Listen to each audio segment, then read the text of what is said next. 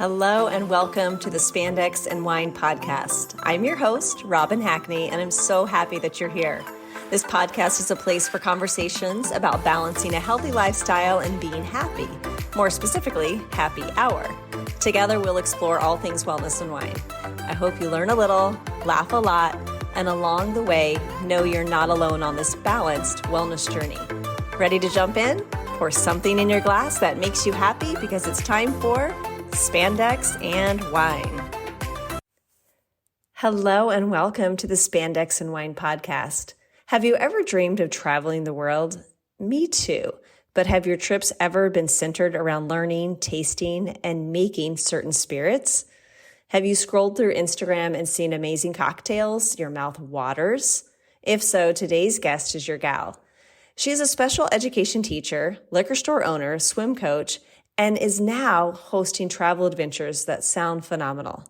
I came to know her through Traveling Vineyard as she was an elite leader with a passion to help everyone on and off her team, earning her numerous awards, including Spirit of the Vineyard, and that's a big deal. Her goal is to increase awareness on how wine and spirits are produced, made, and consumed, and to expose everyone to new kinds of wines and spirits. Our connection at the end of our conversation gets a little bit crackly, but when you hear where she lives and how her customers find her, you'll understand why. So happy to introduce you to Nicole LaFave Wenzel. Well, hello and welcome to the Spandex and Wine podcast, Nicole. I'm so happy that you're here. I'm happy to be here, Robin. Thank you. I know yesterday we were wondering if you could make it because you said your voice was gone. Yeah, I coach a girls swim team, and Sunday we had our final competition, and I did a little bit too much screaming, apparently. I'm just getting my voice. You can still hear it's a little raspy, but it's not as bad.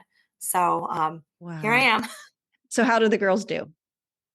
They did really well. They took second in the section overall, and they're really close to some of the school records. So it's been really encouraging to watch them achieve those goals. Oh my gosh, that's so cool. Wow. Well, I've been following you. I've known you for a few years now, but I've been following you on Instagram, and all of the cocktails and mixology things that you're doing and posting just look amazing. I wish I lived right next door. But I thought you would be the perfect person to have on since it's Spandex and Wine, which wine, spirits, but given your knowledge, I'm so glad you said yes. Oh, thank you for having me. I was honored. Yeah. Well, you wear so many different hats. So you said that you're a special ed teacher, you're a swim coach, you own a liquor store, and then you have this Wanderlust business. Yeah. So I travel a lot, and I love to post everything. And we're big foodies and drink people. So just the last couple of years, we've done a lot of traveling. And I've seemed to have picked up such a following that I was actually approached by a company and asked if I would travel basically for them and help promote their trips. And it's somebody that I used to work with through Traveling Vineyard that used to do their incentive trips and stuff like that. So I was really excited and I accepted.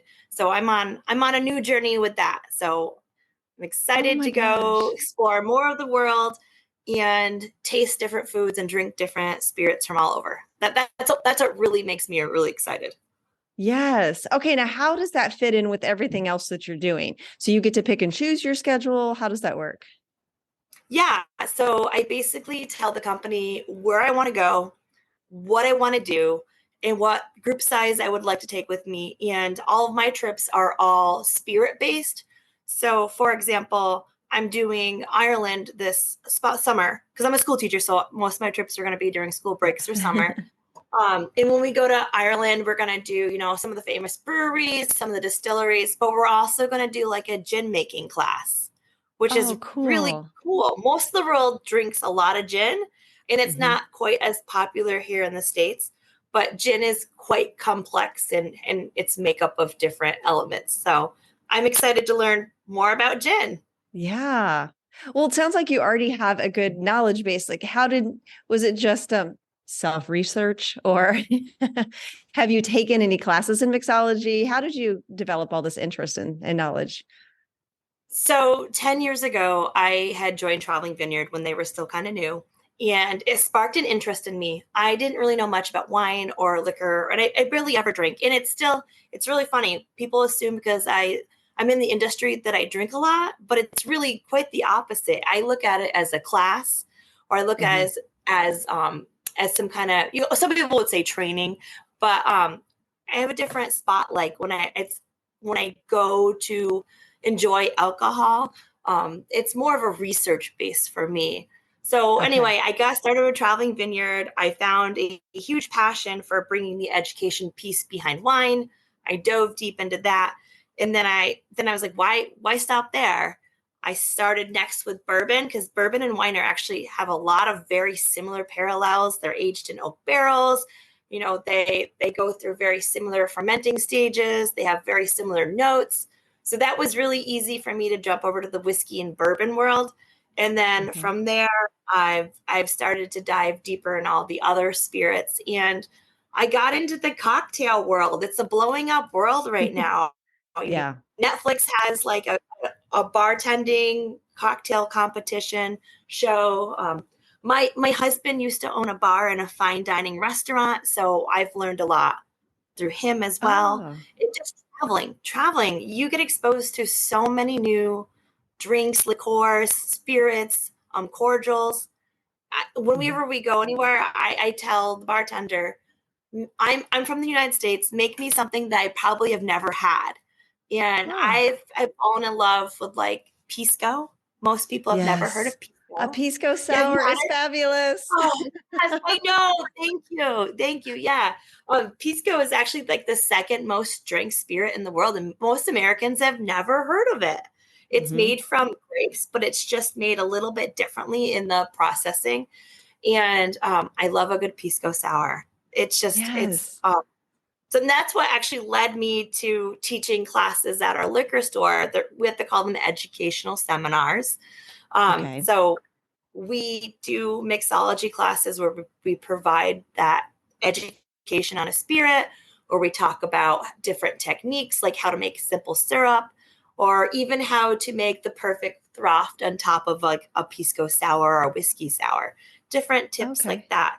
They find that the average person feels that cocktails are unapproachable, but once they go through our class, they get really excited. They learn more. That they go back and show their friends, like, look, I made a whiskey sour with a wine float on top, and it was so easy. I'll show you how to float liquors too. So Yeah. it's been a joy turning people on to the educational and fun side of spirits. Oh, I love that. And sometimes when I hear cocktail, I just think sweet, and I'm not a sweet drinker, but I know that it's not true with every kind of cocktail.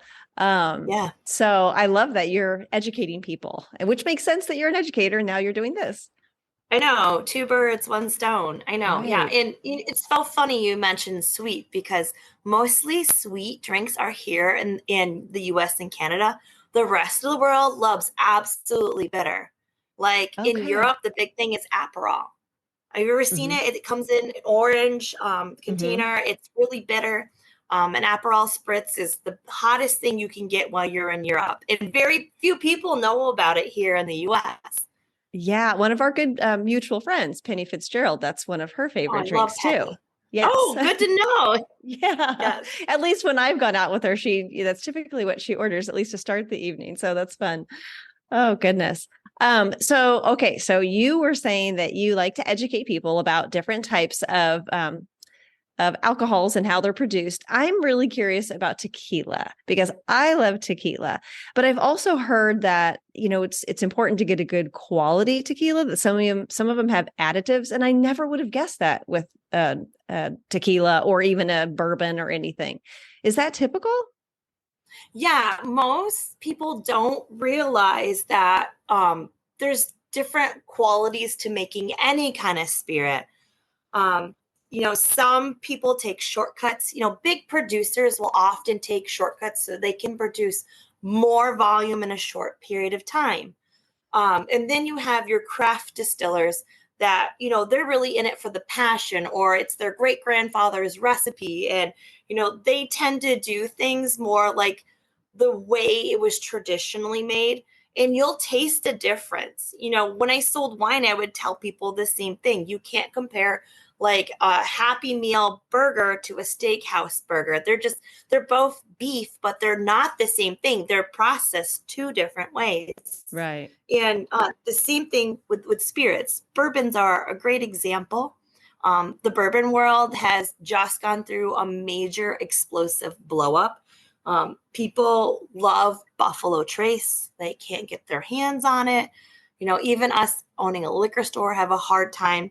And that is because, 10 years ago when they were making these bourbons and putting them into barrels to age, it wasn't a huge thing. So they made the quantity they needed at the time. And Right. fast forward 10 years, everybody wants it now, and there's not enough because 10 years ago is when they made what we're drinking today, or further out. Yeah. So yeah, Oh, I didn't even think quality about is a that. huge. Yeah, it's really interesting to know like the history of different spirits and how they've gone through, because whiskey and bourbon was really big in the 80s, and then it kind of disappeared for a bit, and then it Yeah. came out hot in the late 2010s, and Uh-huh. it's still hot. But then the biggest growing spirit right now is tequila.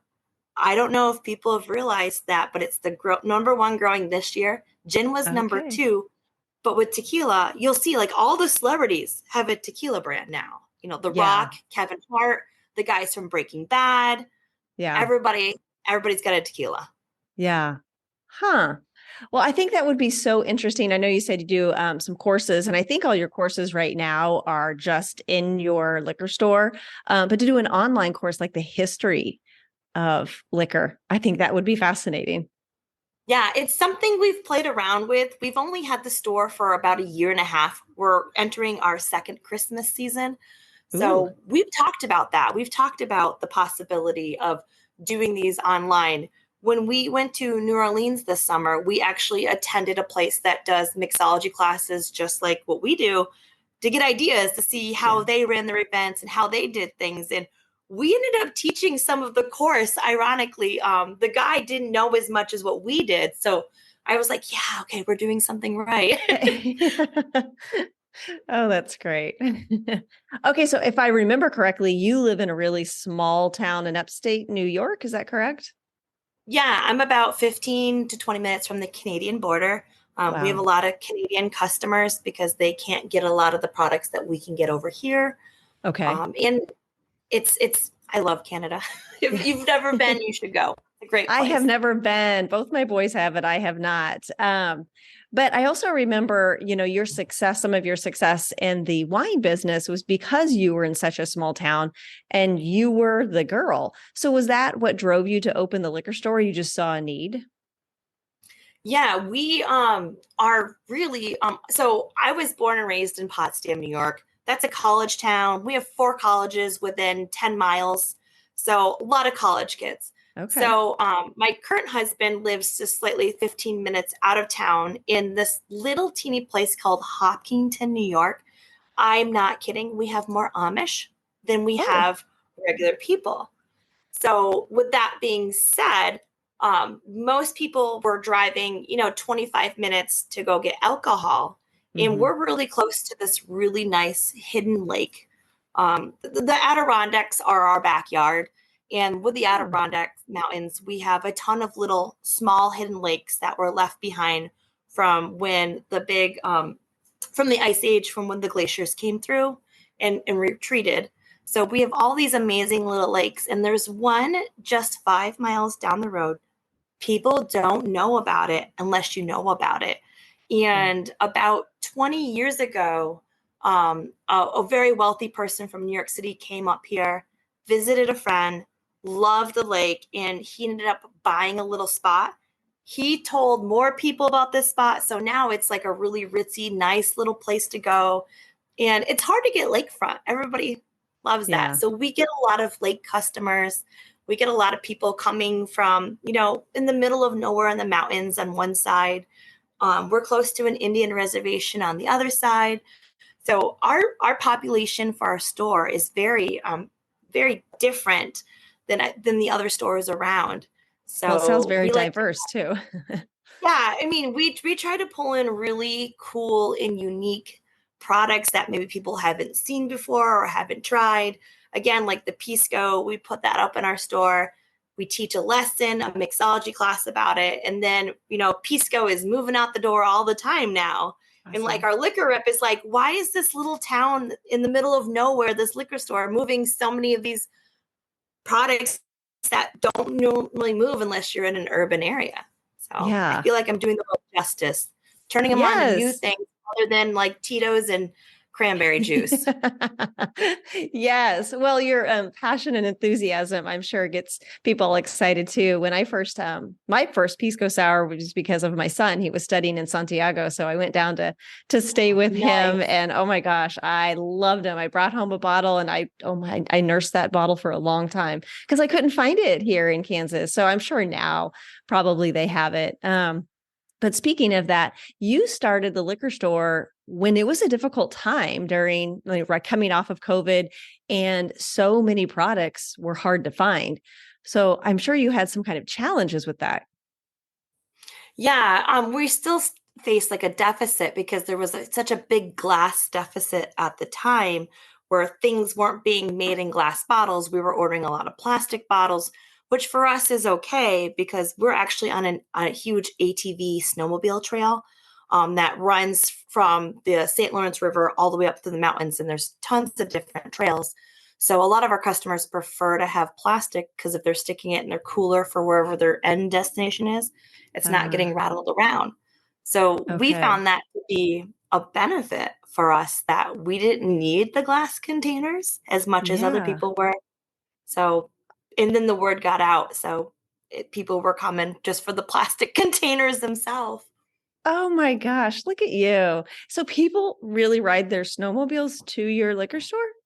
Yeah, we just recently posted a commercial on TV, and one couple that comes into the store every weekend, whether they're four-wheeling or snowmobiling, they come in. So I asked them, like, we're going to film a commercial. Do you guys mind just being out here while we film it? And they're such enthusiasts. They were so excited.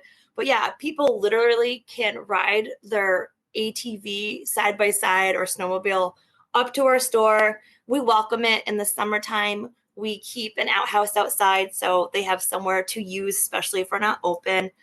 We have Yeah. plans to make a cute little picnic area so they can stop. They can maybe have a drink or two or something to eat or something, while they're there. Hmm. And we just want it to be a friendly, great atmosphere. We encourage the snowmobilers to come in and get warmed up. That's great. Oh my gosh, how fun. Okay, so I said an online course, but forget that. I need to come up and just see you and do one in person. Come on up. Yeah, it's a lot of If you don't, fun. yeah, if you don't mind, I want to go back to some of your trips. So, what do you have planned, and what are your dream destinations that you want to do next? Oh, that's so much fun. Like you heard me mention, we're doing Ireland. Hmm. We're also going to be doing Spain. Spain, we're Nice. stopping at two amazing wineries while we're there. I'm looking forward. Spanish wines are fantastic. I agree. And then, yeah, they're so underrated, really. Everybody, when they think of wine, they think of France, they think of Italy. Very Hmm. often, do they not think of Argentina, Chile, Spain? Hmm. I'm also doing the Azores. A lot of people have never heard of the Azores. They're these fabulous little volcanic islands in the Atlantic that are owned by Portugal. I'm obsessed with Portugal. I love pork cheese. I can't pork and cheese wine. And um, we did Portugal for our honeymoon this year, and then the summer before, and we've just fallen in love. So I want to see their tropical islands because I've heard it's a little bit of like Hawaii and Europe put together. And I'm a big volcanic island fan since I did Hawaii a couple years ago to go visit a friend, and we got to see Mauna Lea on the Big Island, like actually oozing Wow. lava, which is so cool. If you guys have not seen a volcano ooze, it's like sitting around a campfire at night. You just can't keep your eyes off of it. You're just so drawn to it. It's Cool. great. It's Yeah. great. Um, we did Costa Rica this past spring. Costa Rica is amazing for those that are looking for a really fun adventure in a very chill place. It's a blue zone where people live, the most centennials live. Mm-hmm. And it's just amazing. We did a rum distillery down there and learned all about, rum in Costa Rica. We did also coffee and chocolate tour. So those are fun places to go. Also Yeah. on my bucket list is Greece. Mm-hmm. I want to enjoy all of Greece. I want to go to Japan and drink sake. Have you Oh, had look at sake, you. Robin? What's that? Have you ever had sake? I have not. I don't think I have.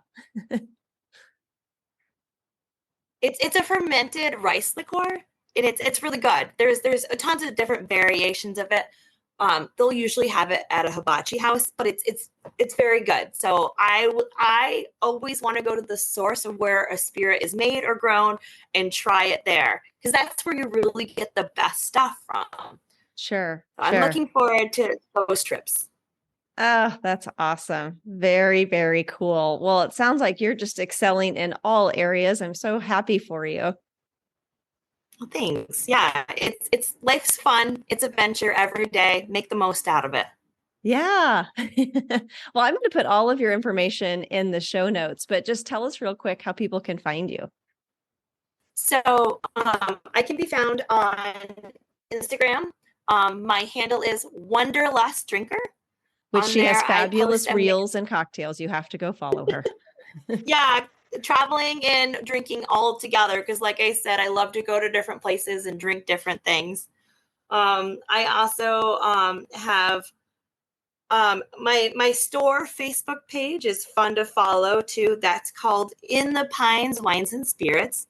I often post different educational things there, also recipes, and right now we're moving our shot advent calendars where I create these 24 days of cocktails and get it out to people, and it's a lot of work, but it's a lot of fun. So that's what our hot item is right now that we've been working on with that. Oh, that's cool. And yeah, and then anybody that's interested in traveling, you can follow me on my Facebook page for that. That's Nicole Wanderlust Drinker and Collective Travel Specialist. And on there, I'll post any of my trips, any tips. People have messaged me saying, I'm going to New York City. Where do you suggest I go eat? I'm happy to give any advice or any itineraries of any of the places that I've been for anybody. Oh my gosh, that's great. I would absolutely love to do a follow-up when you get back from your Ireland trip and do an episode just to hear everything that you experienced. Yeah, I'm doing Ireland, Spain, and the Azores all within a month of each other. So it'll be a lot of traveling, a lot of exposure to things, a lot of different drinking things. I can't wait. Yes. Oh, that sounds great. Well, thank you so much for taking time. This has been fun. It's great to see your face. I know not everyone can see you, but I'm happy that I can see you. I know, Robin, it was so good catching back up with you. It's been a couple years, and thank you for having me on to be a guest. Happy to help anybody with cocktail or travel tips. Sounds good. Well, thank you so much. That was so much fun, but I do apologize for the internet connection issues at the end. Although, if you had to reach your liquor store via snowmobile, then your internet connection might be a bit spotty too. Here are the takeaways. Traveling exposes you to so much culture. How fun would it be to center that trip around spirits? 2, mixology and classes like Nicole's can make cocktails approachable and educational. Open your world. 3, big name producers are wonderful, but do sometimes take shortcuts or add chemicals and preservatives to mass produce. Maybe try a craft producer for a pure quality product. 4, tequila is the #1 growing spirit in the United States. That makes me trendy. 5, when in Santiago, try a pisco sour or 4. Oh, be sure to follow the In the Pines Wines and Spirits on Facebook for Nicole's Black Friday posts and the 24 days of spirits and cocktails that she mentioned. Huge shout out to her. Cheers to all of you.